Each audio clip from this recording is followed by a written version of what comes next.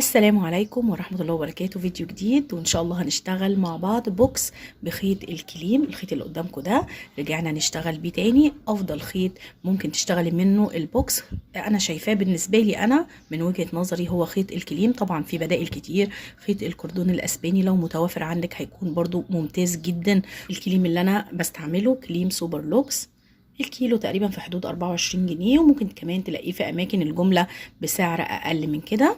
ومعايا القاعدة اللي هشتغل عليها أنا اشتغلتها بغرزة السنبلة. القاعدة ليها فيديو بالتفصيل على القناة، هحط لكم طبعا كل اللينكات اللي تحتاجوها في صندوق الوصف، وكمان هتلاقوها في أول تعليق على الفيديو. اللون الأبيض هو اللون الأساسي اللي هنشتغل بيه القاعدة. خلاص هي كده هنقفل آخر سطر مع بعض. القاعدة بتاعتي قطر الدايرة 18 سنتي، اشتغلت 7 سطور واستعملت ابره مقاس 7. طبعا انت مش ملتزمه بمقاس الابره اللي انا شغاله بيها، لان سمك الخيط اللي انت شغاله بيه هيكون مختلف عن سمك الخيط بتاعي، فانت بتشتغلي بمقاس الابره المناسب للخيط اللي انت هتستعمليه. دي اخر غرزه. احنا هنفصل الخيط، سواء هتشتغلي بنفس اللون او هتغيري اللون وهتشتغلي بلون مختلف، يفضل ان انت تعملي الخطوه دي وان انت تفصلي الخيط، تفصليه على مسافه كده. هنقفل بقى السطر. انا بفضل ان انا اقفل السطر، ممكن طبعا تقفلي بابره التنظيف عادي، انا بحب اقفل بابره مقاس صغير شويه عشان اسحب براحتي. بجيب الخيط اللي انا قصيته، واول حرف في بدخل تحتيه كده وبسحب لظهر الدايره، بضم الغرزتين على بعض كده. باجي للظهر تاني، الحلقه اللي انا سحبت منها اهي، باجي في الحلقه الثالثه او الحلقه اللي في ظهر الحلقه الخلفيه. بصوا باجي هنا كمان بعد ما بدخل فيها باجي لحرف الفي في النص بالظبط، شايفين؟ يعني باخد حلقتين، الحلقه اللي ورا الخلفيه والحلقه الخلفيه نفسها. بجيب الخيط لقدام مره تانية، لقدام لبره الدايره، بشده وبرجعه لورا الدايره من داخل الحلقتين دول، بعديه من الحلقتين وبرجع لظهر الدايره. تمام كده. انا كونت حرف في للغرزه الاولى اللي ما كانش ليها حرف في. بصوا القفله والدايره اهو. تمام. خلاص بعد كده انا المفروض ان انا هوصل، لا انا كده لسه مش هوصل برضو، انا هشتغل بغرزه المنزلقه على الدايره. محتاجه ان حرف الفي بتاع غرزة المنزلقة يكون في ظهر الدايرة مش في الوش، فعشان حرف الفي يكون في ظهر الدايرة لازم اطلع الخيط بتاعي قبل ما اوصله، لازم اطلعه لبره مرة تانية. وهاجي هنا كده لبره وهسحبه بالابرة كده. الخيط بتاعي جاهز للشغل على طول. هنوصل بقى ابرة وخيط عاديين نفس اللون اللي انا شغالة بيه، وهجيب الجزء اللي انا فصلته وهرجع للبقرة الاساسية او الخيط بتاعي الطويل. هفتح الخيط كده والجنب التاني واحطهم على بعض، وهخيط بغرز ضيقة شوية.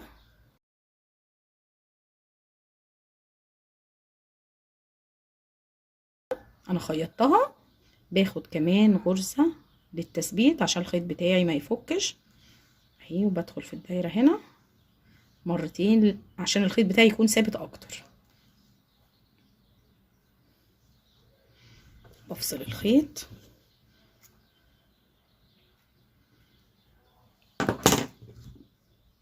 اهي الخياطة بظبطها كده، بلم الفتلتين على بعض. بصوا كده اوضح اهي، شايفين؟ انا كده وصلت الخيط بتاعي، الخيط جاهز للشغل على طول. هنرجع تاني من ظهر الدايرة، هاجي هنا الحلقة اللي جنبها هسحب الخيط لجوه، شايفين كده؟ هاجي على اللي بعدها على طول هسحب الخيط مرة تانية وهطلعه من الحلقة اللي على الإبرة. حرف الفي اللي بعد كده هسحب منه منزلقة، اللي بعديها كمان منزلقة. بصوا الوصلة اهي بقت موجودة هنا، هسحبها كده اتدارت في الشغل بتاعي. وكل حرف فيه هيقابلني، كل غرزة حشو هتقابلني هسحب منها منزلقة دوران القاعدة كلها. اشتغلت على دوران القاعدة كله بغرزة المنزلقة، وهنفصل الخيط للمرة التانية. الخطوات دي ضرورية جدا علشان القفلة بتاعتك تكون مظبوطة. هنفصل الخيط قبل ما نقفل على مسافة كده نص متر او حاجة عشان نعرف نسحبه براحتنا. دي اخر غرزة منزلقة اشتغلتها. هسحب الخيط بتاعي بعد ما قصيته اهو بالشكل ده، وبعد كده هاجي انا سايبه غرزه ما اشتغلتش فيها او ما سحبتش الخيط، اللي هي الغرزه اللي في النص دي. هاجي فوق اول غرزه، هنجيب بقى كمان الابره الصغيره افضل او بابره التنظيف، بدخل تحت اول حرف في لغرزه المنزلقه، بسحب الخيط للجنب التاني، باجي عند اول غرزه منزلقه اشتغلتها، باجي على الحلقه الاماميه اللي هي ناحيه بره، بدخل في النص كده شايفين، وبسحب الخيط بتاعي بالشكل ده كده. القفله بتاعتي اهي مظبوطه جدا، كله حرف في زي ما احنا شايفين. لو قلبنا الدايره بتاعتنا كده للجنب التاني هنلاقيها مظبوطه جدا، ما فيهاش اي مشاكل خالص لبره. خلاص هنشتغل بقى بعد كده سطر حشو قبل ما نبدل الخيط. ممكن تبدأي شغل باللون التاني على طول، لو انت هتكملي بنفس اللون اشتغلي حشو على طول مفيش مشكلة خالص.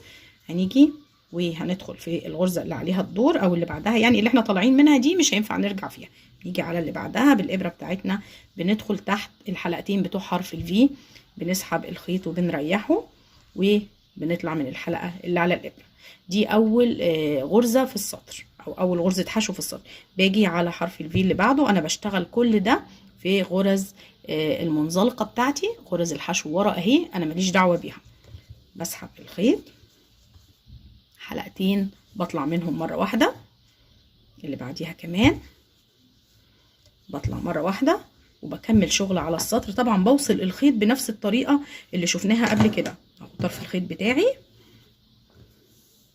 اهو بوصله بنفس الطريقة. تمام، انا هوصل الخيط وهكمل شغل على غرز المنزلقة، غرز حشو. وصلت لنهاية اول سطر حشو ورجعت لكم عشان نقفله مع بعض. دي اخر غرزة، هريح الخيط شوية او الحلقة اللي على الابرة شوية، وهاجي على اول حرف في، هسحب الحلقة كده. السطر اتقفل معايا، بصوا قفلة السطر مظبوطة جدا.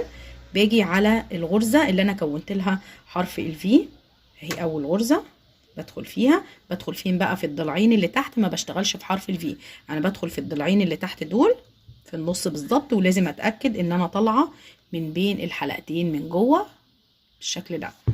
الحلقه بتاعتي اهي زي ما هي، بسحب الخيط حلقه كده وبرجع اخد الحلقه اللي انا سايباها باخدها مع الحلقه التانية كده، معايا 2، بطلع من الحلقتين مع بعض كده. اول غرزة اتكونت معايا في السطر. باجي على الغرزة اللي بعدها، بدخل في النص من تحت من هنا، بتأكد ان انا طالعة في مكان مظبوط، بسحب الخيط بريحه شوية كده وبطلع من الحلقتين. باجي على اللي بعدها اهو، كل غرزة ما بشتغلش في حرف الفي، انا بشتغل في حرف او رقم 7 حرف الفي اللي تحت، اللي هنا اللي في الغرزة نفسها من تحت. بدخل كده الضلعين دول في النص، بسحب الخيط وبطلع من الحلقتين كمان مرة، بسحب وبطلع من الحلقتين. اهي غرز الحشو بتاعتي اهي. انا هكمل السطر بنفس الطريقة، غرز حشو ده السطر التاني هكمله وهنرجع نقفله مع بعض وندخل اللون التاني سوا. وصلت لنهاية السطر التاني، بصوا الشكل بقى كده خلاص. لو انتي هتكملي بنفس اللون، القفله هتكون القفله العاديه بتاعتنا اللي انتي بتسحبي الحلقه دي كده وبترجعي للحلقه الاولى، تاخدي الحلقه دي بالشكل ده كده. السطر اتقفل معايا وهتكملي شغل بنفس اللون. طيب لو احنا هنفصل الخيط، احنا هنفصل الخيط طبعا علشان هنكمل باللون التاني. هنفصله على مسافه حوالي 15 سنتي كده تقريبا، بتسحبيه من الحلقة اللي هي اخر حاجة. بنيجي ابرة مقاس صغير شوية، بنيجي تحت اول حرف في في السطر، بناخد الخيط بتاعنا وبنسحبه لجوه البوكس. تمام، بنضم الغرزتين على بعض كده عشان شكلهم يكون كويس. بنرجع لجوه البوكس. الحلقة التالتة اللي في ظهر حرف البي، في حلقة تالتة اهي، بصوا الحلقة اللي هي دي شايفينها دخلت تحتيها وبدخل باخد الحلقة الخلفية لحرف الفي كده بالشكل ده. معايا كده الحلقتين، برجع بالخيط لبره البوكس وبشده وبدخله تاني من تحت الحلقتين دول. ما بعملش اكتر من كده، حتى مش هننضف الخيط لان احنا هناخده معانا تحت الغرز اللي هنشتغلها. بصوا حرف الفي القفله مظبوطه جدا ومش باين اي حاجه خالص. هنجيب اللون التاني اللي هنكمل بيه. انا معايا اللون ده طرف الخيط اهو. هنبدا نوصل، بس طبعا مش هنربط ولا اي حاجه، احنا هنيجي في اول غرزه او المكان اللي قفلنا فيه مثلا هندخل اهي الغرزه بتاعتي اهي وحرف الفي هاجي من تحتها هنا في الضلعين اللي تحت دول، هدخل في النص. تتاكدي ان انتي طالعه من ورا مظبوط من بين الحلقتين. هتتني الخيط كده اهو وهتطلعي بالحلقه بتاعتك كده. هتسيبي الخيط القصير وجنبيه الخيط الابيض القصير التاني، الاتنين دول هتجيبي الخيط الطويل بس هتجيبي دول لبره كده عشان يكونوا لفوق، وهتسحبي الخيط بتاعك من الحلقه اللي على الابره كده. دي اول غرزه. الغرزه التانيه احنا هنشتغل بغرزه الحشو العميقه، لكن سنبله مش حشو عاديه تحت حرف الفي، احنا هنشتغلها سنبله. خلاص دي اول غرزه وكانت غرزه عاديه اهي من النص. هنيجي على التانية هننزل بقى للغرزة اللي بعديها، بس مش الغرزة نفسها، هننزل للسطر اللي قبله هنا كده. شايفين؟ هنسيب الغرزة دي وهننزل للي تحتيه اللي هو اول سطر. هنيجي في النص هنا مكان ما سحبنا الغرزة نفسها اللي احنا المفروض كنا نشتغل فيها، هننزل من تحت خالص وهنسحب الخيط بحلقة طويلة كده، هنطوله هنريحه بالشكل ده، وهنطلع من الحلقتين غرزة حشو بالشكل ده. معايا الخيوط القصيرة دي بداريها تحت الغرز وانا شغالة عشان ما نقعدش نقصقص بعد كده وننضف ويكون في بواقي خيوط. الغرزة اللي بعديها غرزة عادية اهي، هنسيب حرف الفي وهننزل هنا كده بالظبط الغرزة اللي عليها الدور في النص كده. هندخل وهنسحب الخيط، هنريحه حاجة بسيطة جدا ونطلع من الحلقتين. بصوا بقى في غرزة طويلة وفي غرزة قصيرة، اللي بعديها هتكون طويلة يعني هنشتغلها حشو عميقة. هننزل مش للغرزة دي مش هنا، هننزل للي تحتيها للسطر الأول. هنسيب دي وننزل للسطر الأول. الطويلة بنجيبها من السطر اللي قبله. هننزل كده هنسحب الخيط وهنطلع طويلة بالشكل ده، هنريحها كده وهنطلع من الحلقتين مرة واحدة. بصوا الشكل اهي، غرزة طويلة وغرزة قصيرة. اللي بعديها هتكون قصيرة، احنا هنشتغل غرزة وغرزة. الخيطين معايا لسه، هنيجي على الغرزة اللي عليها الدور هتكون قصيرة يعني هسحبها من الغرزة اللي عليها الدور على طول. هنا هنزل وهطلع من النص، نتأكد ان احنا طالعين صح. هنسحب الخيط وهنطلع من الحلقتين مع بعض. اللي بعديها طويلة، هنيجي للحلقة اللي عليها الدور بس في السطر اللي قبله اول سطر. هننزل هنسحب الخيط حلقة طويلة كده وهنريحها بالشكل ده.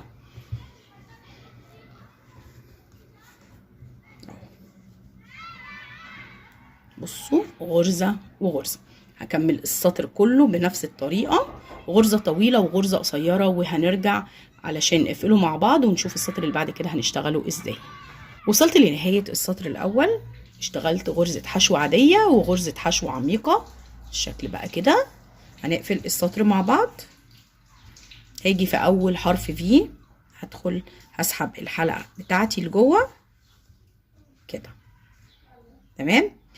انا بعد كده هشتغل في حرف الفي، مش هشتغل سنبله. بعد كده كل شغلي هيكون في حرف الفي. هاجي هنا مكان ما قفلت هدخل في نفس المكان تحت حرف الفي. بصوا انا دخلت فين، همسك الحلقه اللي انا سحبتها دي وهسحب الخيط كده، هرجع للحلقه دي كده اخدها على الابره وهطلع من الحلقتين. دي اول غرزه فوق الحشو العميقة. أول غرزة كانت عادية، تمام. انا ببدل الحشو العميقه او الطويله دي اللي الضلعين بتوعها طوال دول، انا بشتغل فوقيها غرزه حشو عاديه. الغرزه التانية اللي هي القصيره السنبله العاديه دي بشتغل فوقيها حشو عميقه. عميقه دي يعني بجيبها من تحت الغرزه، ما بدخلش في حرف الفي، انا بجيبها من تحت من السطر اللي قبله بالشكل ده كده. بدخل وبسحب الخيط وبشده كده على مستوى الحلقه التانية وبطلع من الحلقتين.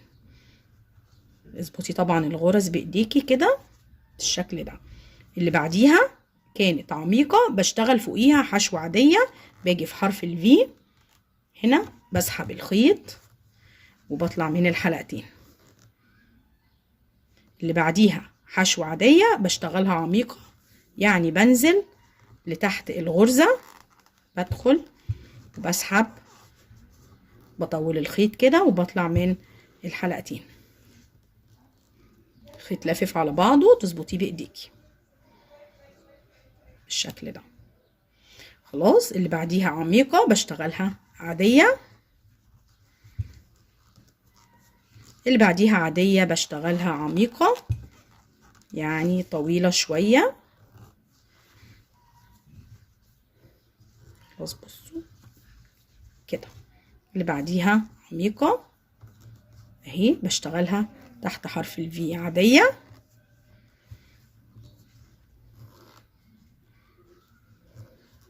اللي بعديها عادية بجيبها من تحت هنا. بصوا دخلت فين؟ تحت الغرزة خالص، في اخر الغرزة من تحت بالشكل ده. ده السطر التاني، انا هكمله بنفس الطريقة، غرزة عادية وغرزة عميقة. طبعا انا مبدلة فوق العادية عميقة وفوق العميقة عادية. كمل السطر وهنرجع نقفلهم مع بعض ونأكد على القفلة ونأكد على بداية السطر الجديد. وصلت لنهاية السطر التاني الشكل بقى كده. بصوا غرزة عميقة وغرزة عادية. تمام. خلاص هنقفل السطر مع بعض، نسحب الحلقة شوية كده مريحة ونيجي على اول حرف في، ندخل وناخد الحلقة دي ونسحبها لجوه. خلاص الشكل بقى كده اهو. بصوا انا دخلت فين؟ في حرف الفي بتاع غرزة الحشو الطويلة.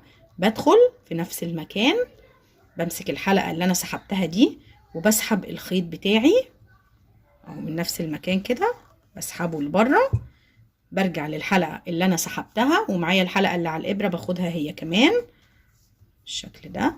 بصوا معايا الحلقتين اهو، بطلع من الحلقتين غرزة حشو. دي اول غرزة حشو في السطر عشان القفلة بتاعتنا تكون مظبوطة كده. خلاص. بعد كده الغرزة اللي بعديها دي عميقة اشتغلت فوقيها عادية، اللي بعديها غرزة حشو عادية بشتغل عليها غرزة عميقة، يعني بجيب الغرزة من تحت، شايفين الضلعين دول، بنزل لتحتهم وبسحب الخيط طويل شوية وبطلع من الحلقتين بالشكل ده. اللي بعديها عميقة باجي في حرف الفي وبشتغل فوقيها عادية،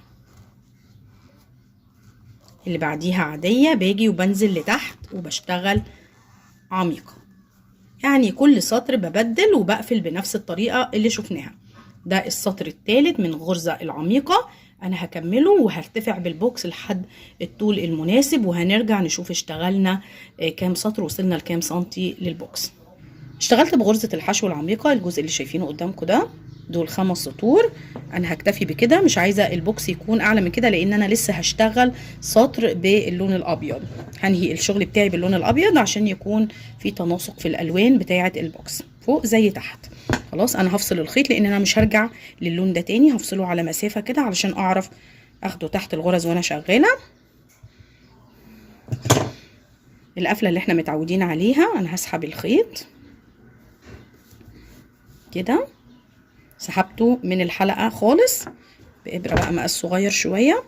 هاجي تحت حرف الفي في أول السطر عشان أكون حرف الفي للغرزة اللي مش كاملة دي. هسحب الخيط لجوه البوكس وهضم الغرزتين كده وهاجي من جوه آخر غرزة هدخل تحت الحلقة التالتة بتاعتها أو الحلقة اللي في ظهر الحلقة الخلفية. بصوا أنا دخلت فين، اللي هي الحلقات دي، هدخل كده وبعدين هاجي في نص حرف الفي وهطلع من بره، هاخد الخيط بتاعي لبره تاني، هشده كده عشان الغرزه تكون ملمومه معايا، وهرجع من نفس المكان لجوه البوكس، وهشد الغرزه كده. بصوا نحاول بقى نشد الغرز بتاعتنا عشان تكون كلها شبه بعض. انا كده كده هشتغل عليها تاني، خلاص انا مش هداري الخيط بتاعي، انا هشتغل عليه. هجيب اللون الابيض مره تانية علشان اوصله، مش هوصل بقى يعني انا الغرزه دي اللي هبدا فيها غرزه حشو عميقه او غرزه طويله. هدخل تحتيها، هاخد الخيط كده على جنب وهسحب الخيط ده الابيض، هتنيه كده نصين وهسحبه لبره عشان اكون اول غرزه، الخيط الابيض فوقيه والخيط التاني عشان اخدهم تحت الغرز بتاعتي، وما اضطرش ان انا انضفهم بابره التنظيف. معايا حلقه واحده على الابره كده، هطلع منها اول غرزه في السطر. تمام. بعد كده خيط معايا اهو، هاجي على الغرزه اللي بعديها هشتغلها عميقه. انا مكمله بنفس الطريقه اللي هي غرزه الحشو العميقه. هدخل وهسحب الخيط بتاعي، اريحه كده وهطلع من الحلقتين مره واحده كده. اللي بعديها حشو عميقه، هشتغل فوقيها حشو عاديه في حرف الفي،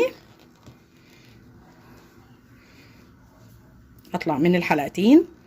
واللي بعديها حشو عاديه، هنزل لتحتيها عشان اشتغلها عميقه. انا ببدل زي ما قلنا، وهسحب الخيط اريحه كده، هطلع من الحلقتين.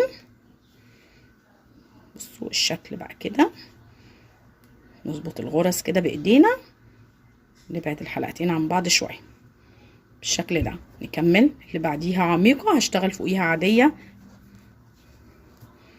اللي بعديها عاديه هشتغل فيها عميقه، يعني هجيبها من تحت كده شويه. لما نلاقي الحلقتين كده لافين على بعض نظبطهم. تمام. بصوا واخده معايا الخيوط الزياده تحت الغرز بتاعتي وانا شغاله. تمام. ده السطر الاخير هكمله وهنرجع نشتغل سطر المنزلقه مع بعض.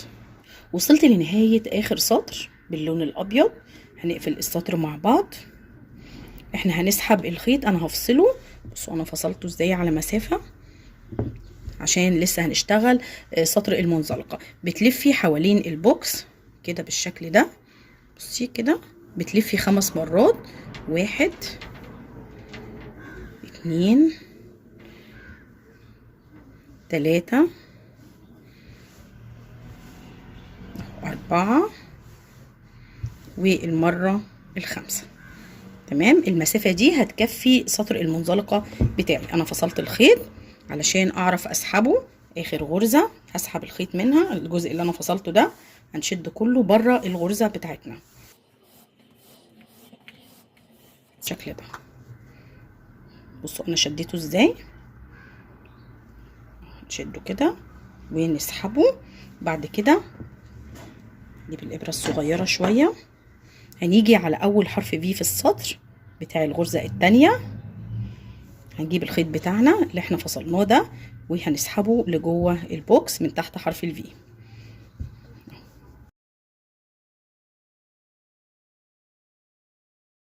كده. انا سحبته، هرجع تاني من جوه البوكس. بصوا هنا الحلقه الثالثه هدخل تحتيها بالشكل ده، وهدخل في نص حرف الفي. انا داخله تحت حلقتين، هشد الخيط بتاعي وهجيبه لبره مره تانية واسحبه لجوه البوكس بالابره كده، وهنشد. خلاص كده السطر اتقفل معايا بطريقه كويسه. خلاص وهنشد كده. بصوا السطر حرف في كله زي بعض، مفيش مكان للقفله بالابره بتاعتنا. انا هشد ايدي في البوكس ده شويه علشان انا عايزاه يكون ملموم لجوه شويه. ممكن طبعا لو انت مش عايزاه يكون لامم لجوه بتشتغلي وبتريحي ايديكي بيطلع طالع ستريت كده، يمكن هو مش ظاهر قوي بس بصوا بالشكل ده. انا عايزاه يكون لامم شويه. هاجي هنا تحت الغرزه اللي جنب اللي انا سحبت منها مثلا ونسحب الخيط حلقه كده، هاجي على اللي بعدها هسحب حلقه تانية وهطلع من الحلقه الاولى اللي على الابره دي اول منزلقه، هاجي على اللي بعدها واطلع منزلقه، اللي بعدها منزلقه. هشتغل على دوران البوكس كله بغرزة المنزلقة، ونرجع نقفل سطر المنزلقة مع بعض. وصلت لنهاية سطر المنزلقة وشديت ايدي. بصوا البوكس بقى لامم لجوه ازاي. زي ما قلتلك لو انت عايزة البوكس يكون مريح شوية هتريحي ايديكي وانت شغالة سطر المنزلقة. كمان الحرف بقى مدعم، البوكس بقى ماسك نفسه اكتر، سواء جسم البوكس او القاعدة. يعني القاعدة ماسكة نفسها بسبب ان احنا اشتغلنا سطر المنزلقة على البوكس. جسم البوكس ماسك نفسه عشان اشتغلنا منزلقة على الحرف النهائي للبوكس. بصوا شكله جميل ازاي. هنقفل اخر سطر مع بعض، هنسحب الخيط من اخر غرزة صغيرة بإبرة التنظيف. بقى ممكن كمان تنظفيه بطريقة اسهل. هنيجي هنا تحت حرف الفي بتاع اخر غرزة منزلقة اهو. زي ما قلت لكم انا مضيقة الغرز شوية، بالراحة كده اهو. ده حرف الفي. هنجيب الخيط بتاعنا نلفه كده ونسحبه من تحت حرف الفي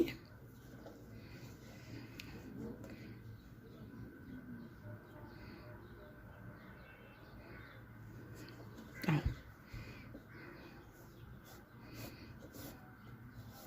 هنرجع تاني من جوه البوكس من تحت غرزة الحشو كده.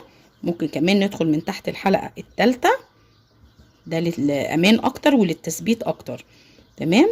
أو الحلقة الثالثة ندخل تحت غرزة الحشو ونطلع من نص أول حرف في السطر أهو بالشكل ده. هنسحب الخيط لجوه البوكس عشان ننضفه بعد كده بسهولة. بتسحبيه تحت كذا خيط يعني، فخلي بالك اهو. بصوا اهو نضم الغرز على بعض كده ونشد. بصوا ده مكان القفله ومفيش حاجه باينه ولا مختلفه. بتيجي بقى من جوه بتتني البوكس كده عشان تفصلي بقى الخيط. بتدخلي تحت كذا غرزه وترجعي كذا مره عشان تأمني اكتر كده. زي ما قلت لك ابره التنظيف هتكون سهله جدا، لكن الابره دي عشان جنبي فالموضوع اسهل بالنسبه لي بالشكل ده. وهتفصلي الخيط بتاعك. هنشوف بقى وزن البوكس قد ايه وهنشوف المقاسات بتاعته. الخيط بتاعي كان متوسط السمك، ما كانش رفيع قوي وما كانش سميك قوي. اخد 455 جرام، ومع ذلك برضو هو مش تقيل. المقاسات بتاعته اول حاجه نشوف مقاس القاعده اللي اشتغلنا عليها، يعني 18 سنتي تقريبا. ارتفاعه 11.5 او يعني جاي على 12 سنتي، 12 سنتي تقريبا. ده الشكل النهائي. اتمنى ان شاء الله ان هو يكون عجبكم. هستنى رايكم في التعليقات، ولو عجبكم الفيديو دوسوا لايك، واللي لسه بيشوفني لاول مره وما عملش اشتراك يدوس على كلمه اشتراك او سبسكرايب الموجوده تحت الفيديو، وكمان يفعل الجرس علشان يوصلوا كل جديد من الفيديوهات اللي بتنزل على القناه. والسلام عليكم ورحمه الله وبركاته.